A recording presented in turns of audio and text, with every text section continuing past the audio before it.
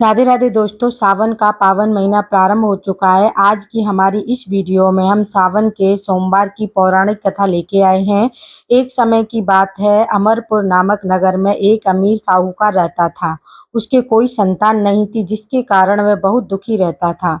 संतान प्राप्ति के लिए वो हर सोमवार का व्रत करता था और भोलेनाथ की पूजा किया करता था।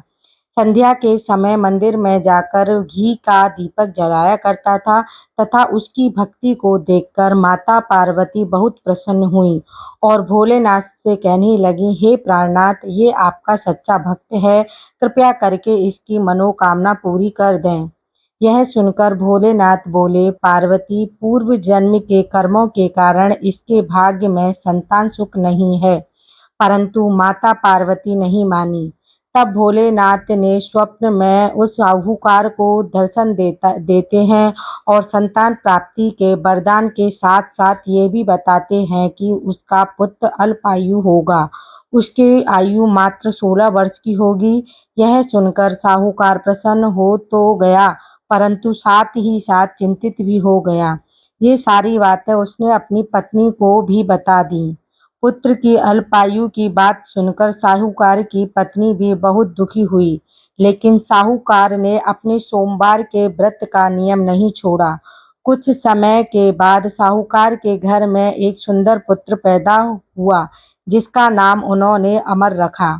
अब अमर 11 वर्ष का हो गया था, तो साहूकार ने उसे अपने मामा के साथ शिक्षा ग्रहण करने के लिए काशी भेज दिया और रास्ते के लिए कुछ धन दे दिया और कहने लगे कि तुम जहाँ भी रात्रि में विश्राम करो, यज्ञ आदि करके ब्राह्मणों को भोजन करवा देना। अमर अपने मामा के साथ यात्रा पर निकल पड़ा। रास्ते में वो एक राज्य में पहुंचे जहाँ एक राजकुमारी का विवाह हो रहा था। परंतु जिस राजकुमार से इस राजकुमारी का विवाह होना था, वह अचानक से किसी कारण से एक आंख से काड़ा हो चुका था। वह बात किसी को पता ना चले, इसलिए राजकुमार के पिता ने अमर से दूल्हे की जगह बैठने की विनती करी। अमर ने यह विनती स्वीकार कर ली और राजकुमारी चंद्रिका से विवाह कर लिया। विदाई के समय अमर ने चंद्रिका को सारी बात बता दी और उसे उसके पिता के घर छोड़कर काशी की ओर चल दिए। जब अमर 16 वर्ष का हो गया, तब उन्होंने एक यज्ञ का आयोजन किया और यज्ञ के बाद ब्राह्मणों को भोजन कराया और अन्न और वस्त्र भी दान दिए। रात्रि निद्रा में अमर की मृत्यु हो गई और उसके मामा जोर जोर से रोने लगे। उनका विलाप सुनकर माता पार्वती और भोलेनाथ वहां आ पहुंचे। अमर के मामा का विलाप देखकर माता पार्वती भोलेनाथ से बोली, प्रभु, इस व्यक्ति के कष्ट को दूर कीजिए। तब भोलेनाथ बोले, पार्वती, ये वही साहूकार का बालक है जिसे 16 वर्ष तक जीवित रहने का वरदान मिला था। तब माता पार्वती ने भोलेनाथ से कहा, हे प्राणनाथ, इसके पिता 16 वर्ष से सोमवार का व्रत करते हुए आपको भोग लगाकर दीप प्रज्वलित करते हैं। प्रभु, इसके दुख दूर कीजिए। माता पार्वती जी की ऐसी प्रार्थना सुनकर भोलेनाथ ने अमर को जीवित वरदान दे दिया और वरदान प्राप्त होते ही अमर जीवित हो गया।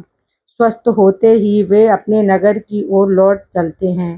रास्ते में वह वही राजकुमारी चंद्रिका के पास पहुंचते हैं।